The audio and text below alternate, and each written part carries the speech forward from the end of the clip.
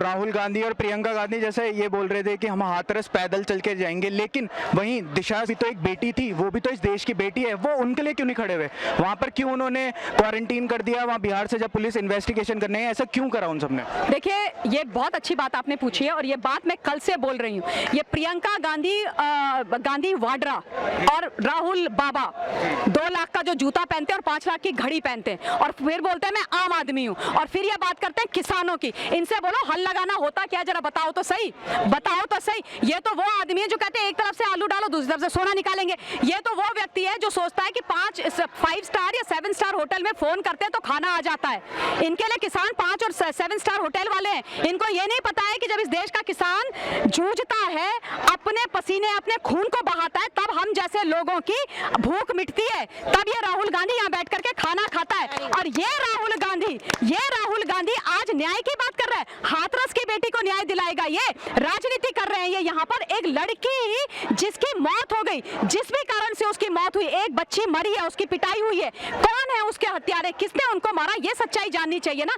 तमाशा लगा के रखा हुआ है, दोनों भाई बहन पैदल निकल गए, 2 किलोमीटर तो ये चल नहीं पाते हैं, कभी ये घर से बाहर तो निकलते नहीं है, सुपर एसी बंगले में ये रहते हैं, एसी कारों में ये घूमते हैं, बिस्लरी का ये पानी पीते हैं, और ये बात करेंगे न्याय की। और आज हाथरस जाने के लिए तो ये तैयार है। क्यों? क्योंकि इनकी सरकार नहीं है वहां पर। क्यों? क्योंकि इनको 2022 का चुनाव दिख रहा है। महाराष्ट्र में तो तुम्हारी सरकार है ना, तुम्हारी सरकार है ना, दिशा सैलियान मरी है ना, उसके साथ दुराचार हुआ है ना, सुशांत सिंह राजपूत के साथ दुराचार हुआ है ना, वो भी तो माँ भारती की बेटी थी। अरे क्यों नहीं गए तुम महाराष्ट्र पैदल? मैं कहती हूँ राहुल गांधी, प्रियंका गांधी वाड्रा, दिशा बदल लो, इधर नहीं दूसरी तरफ निकल लो और जाओ महाराष्ट्र पैदल, जाओ महाराष्ट्र पैदल। और तुम जाओगे, मैं वादा कर रही हूँ, मैं भी तुम्हारे साथ पैदल चलूंगी। चलोगे?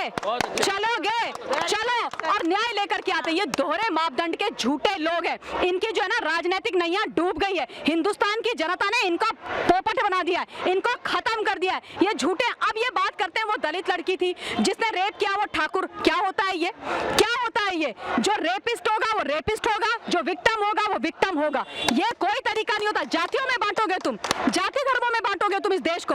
इनके लिए हिंदुस्तान की जनता ना केवल वोट बैंक है, वोट का माध्यम है। इन्होंने कभी हमको इंसान नहीं समझा, कभी भी। एक तुम हिंदू हो, मैं मुसलमान हूँ, वो सिख है, वो ईसाई है, वो दलित है, वो ठाकुर है, वो पंडित है, वो शूद्र है, वो वैश्य है, और अल्टीमेटली इनको वोट दे दो। उसके बाद तुम चलो तुम्हारे रास्ते। यहाँ पे लुटियंस में तीनों, माँ, बेटी और बेटे, तीनों ने बड़ा बड़ा बंगला अलग अलग पकड़ा हुआ है। प्रियंका गांधी का जब बंगला खाली कराने की बात आई, हाई तौबा मचा दी इन्होंने, हाई तौबा मचा दी। हम टैक्स पेयर के पैसों में तुम उन बंगलों में रहते हो, तोड़ो उस बंगले को, मल्टी स्टोरी बनाओ, उसमें सबको दे दो घर।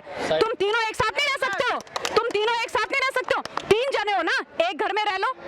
ये सब नहीं करेंगे ये। इनको इस देश से कोई लेना देना नहीं। हाथरस की बेटी, महाराष्ट्र की बेटी, हिंदुस्तान का बेटा, बिहार का बेटा या हिंदुस्तान का बेटा, उससे कोई इनको लेना देना नहीं है। ये कभी नहीं चाहते किसी के साथ न्याय हो। इन्होंने, इनकी मंशाहत ही नहीं थी। ये राजनीति करने वाले लोग हैं, जो राजनीति करेंगे।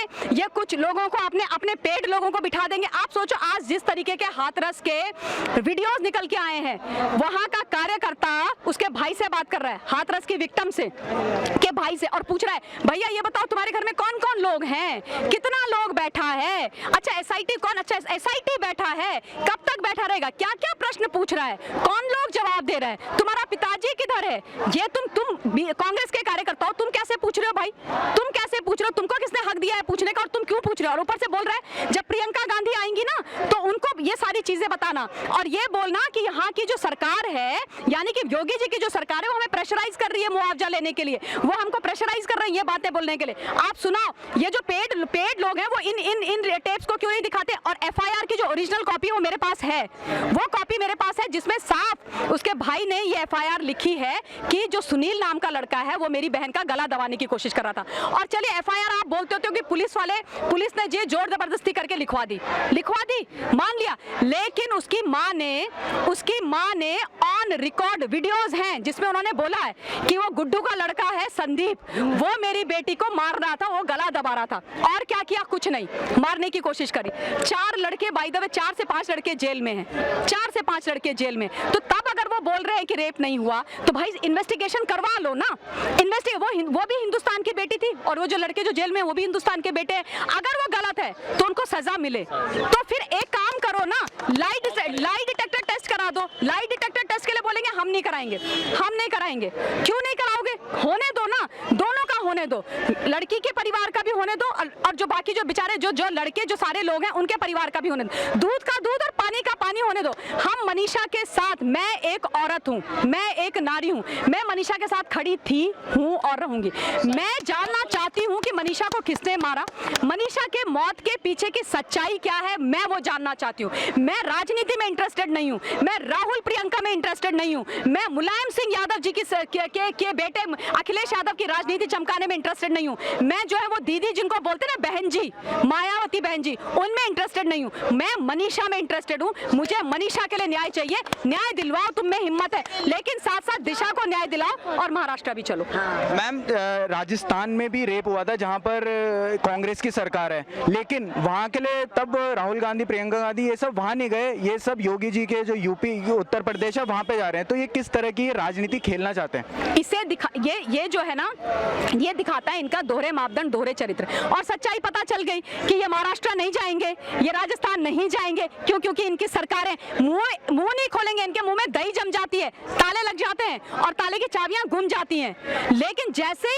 ही उत्तर प्रदेश में कुछ होता है, उत्तर प्रदेश में जहां पर आज बड़े बड़े कुख्यातों को योगी आदित्यनाथ जी पकड़ के जेल में डाल रहे हैं, इनको बड़ी तकलीफ होती है। ये उनके फेवर में बोलते हैं। क्यों? क्योंकि उनके पाले हुए गुंडे हैं, वो पाले हुए गुंडे हैं, उनके दम पर ये वहां पर नेतागिरी करते आए। तो अब इनको लग रहा है कि भैया वहां पर जब भी कुछ होता है, कभी ये कर देते हैं, वो बसों वाली राजनीति इन्होंने करी थी कोविड के टाइम पर, कि इतनी बसें उतनी बसें, और बस के नाम पे इन्होंने ऑटो, टूटे हुए ऑटो लगा दिए थे।